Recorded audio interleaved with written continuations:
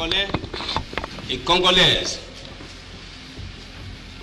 combattants de l'indépendance, aujourd'hui victorieux, je vous salue au nom du gouvernement congolais. À vous tous, mes amis, qui avez lutté sans relâche à nos côtés, je vous demande de faire de ce 30 juillet 1960 une date illustre que vous garderez ineffaçablement gravée dans vos cœurs, une date dont vous enseignerez avec fierté la signification à vos enfants, pour que ceux-ci, à leur tour, fassent connaître à leurs fils et à leurs petits-fils l'histoire glorieuse de notre lutte pour la liberté. Car cette indépendance du Congo, si elle est proclamée aujourd'hui dans l'entente avec la Belgique, pays ami avec qui nous traitons d'égal à égal, les Congolais digne de ce nom ne pourra jamais oublier cependant que c'est par la lutte qu'elle a été conquise.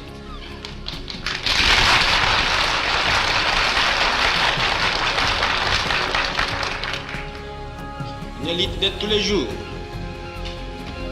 une lutte ardente et idéaliste, une lutte dans laquelle nous n'avons mélangé ni nos forces, ni nos privations, ni nos souffrances, ni notre sang. Cette lutte qui fit de larmes, de feu et de sang, nous en sommes fiers jusqu'au plus profond de nous-mêmes, car ce fut une lutte noble et juste, une lutte indispensable pour mettre fin à l'humiliant esclavage qui nous était imposé par la force. Ce qui fit notre sort à 80 ans du régime colonialiste, nos blessures sont trop fraîches et trop douloureuses encore pour que nous puissions les chasser de notre mémoire. Quand nous avons connu le travail harassant, exigé en échange de salaires qui ne nous permettaient ni de manger à notre faim, ni de nous vêtir ou nous loger décemment, ni d'élever nos enfants comme des êtres chers. Nous avons connu les ironies, les insultes, les coups que nous devions subir matin, midi et soir, parce que nous étions des nègres. Qui oubliera qu'à un noir, on disait tu, non certes comme à un ami, mais parce que les voix honorables étaient réservées aux seuls blancs. Nous avons connu que nos terres furent spoliées au nom des textes prétendument légaux qui ne faisaient que reconnaître les droits du plus fort. Nous avons connu que la loi n'était jamais la même, selon qu'il s'agissait d'un blanc ou d'un noir, accommodable pour les uns, cruelle et inhumaine pour les autres. Nous avons connu les souffrances atroces des relégués pour opinion politique ou croyances religieuses. Exilés dans leur propre patrie, leur sort était vraiment pire que la mort elle-même. Nous avons connu qu'il y avait dans les villes des maisons magnifiques pour les blancs et des paillotes croulantes pour les noirs. Que les noirs n'étaient admis dans les cinémas, ni dans les restaurants, ni dans les magasins européens. Que les noirs voyageaient à même la coque de péniche, au pied du blanc dans sa cabine de luxe. Qui oubliera enfin les fusillades où périrent tant de nos frères. Les cachons furent brutalement jetés, ceux qui ne voulaient plus se soumettre au régime d'injustice, d'oppression et d'exploitation.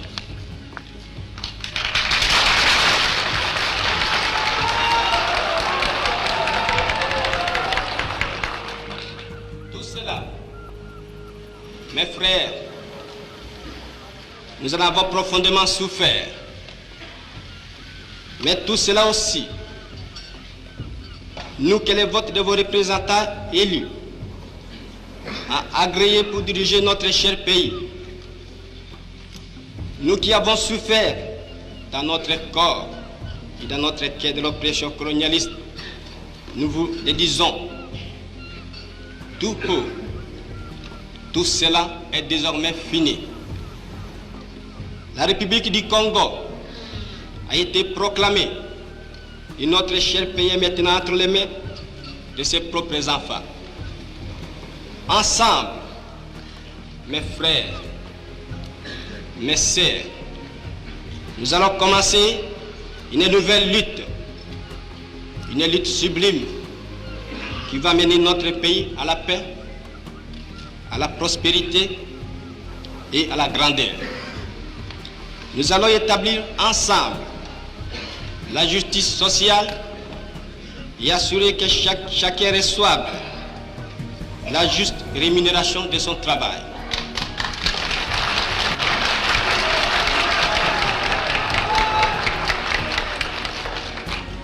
Nous allons montrer au monde ce que peut faire l'homme noir quand il travaille dans la liberté. Et nous allons faire du Congo le centre de rayonnement de l'Afrique tout entière. Nous allons veiller à ce que l'été de notre patrie profite véritablement à ses enfants. Nous allons revoir toutes les lois d'autrefois et en faire de nouvelles qui seront justes et nobles.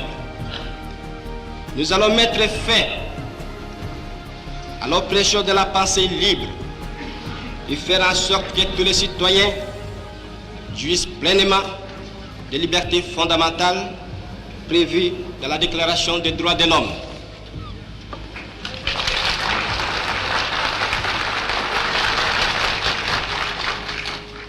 Nous allons supprimer efficacement toute discrimination, quelle qu'elle soit, et donner à chacun la juste place que lui vaudra sa dignité humaine, son travail et son dévouement au pays.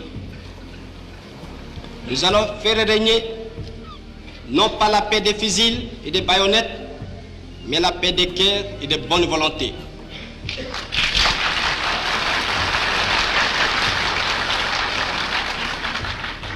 Et pour tout cela, chers compatriotes, soyez sûrs que nous pourrons compter non seulement sur nos forces énormes et nos richesses immenses, mais sur l'assistance de nombreux pays étrangers dont nous accepterons la collaboration chaque fois qu'elle sera loyale et ne cherchera pas à nous imposer une politique quelle qu'elle soit.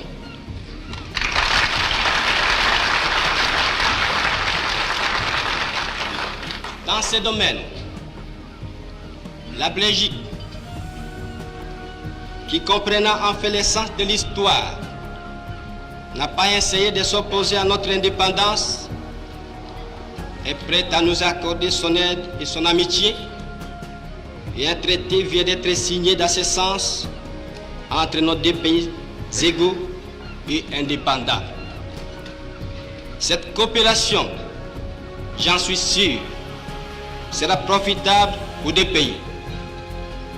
De notre côté, tout en restant vigilants, nous saurons respecter les engagements librement consentis. Ainsi, tant à l'intérieur qu'à l'extérieur, le Congo nouveau, notre chère République, que mon gouvernement va créer, sera un pays riche, libre et prospère. Mais pour que nous arrivions sans retard à ce but, vous tous, législateurs et citoyens congolais, je vous demande de m'aider de toutes vos forces. Je vous demande à tous d'oublier les querelles tribales qui nous épuisent, qui risquent de nous faire mépriser à l'étranger. Je demande à la minorité parlementaire d'aider mon gouvernement à une opposition constructive et de rester strictement dans les voies légales et démocratiques. Je vous demande à tous de ne reculer devant aucun sacrifice pour assurer la réussite de notre grandiose entreprise. Je vous demande enfin de respecter inconditionnellement la vie et les biens de vos concitoyens et des étrangers établis dans notre pays. Si la conduite de ces étrangers laisse à désirer, notre justice sera prompte à les expulser du territoire de la République. Si par contre leur conduite est bonne, il faut les laisser en paix, car eux aussi travaillent à la prospérité de notre pays. L'indépendance du Congo marque un pas décisif vers la libération de tous les continents africains.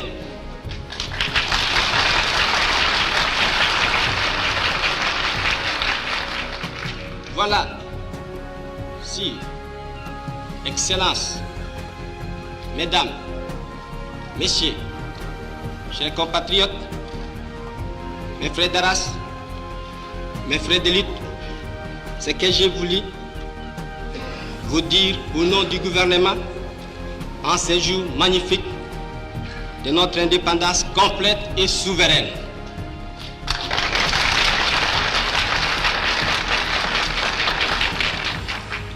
Notre gouvernement fort, national, populaire, sera le salut de ce pays.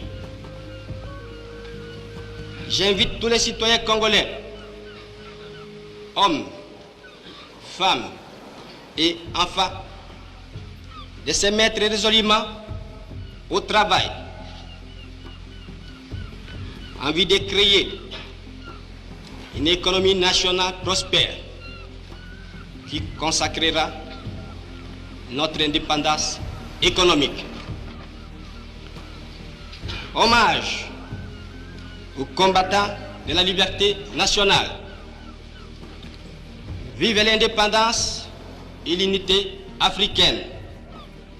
Vive le Congo indépendant et souverain.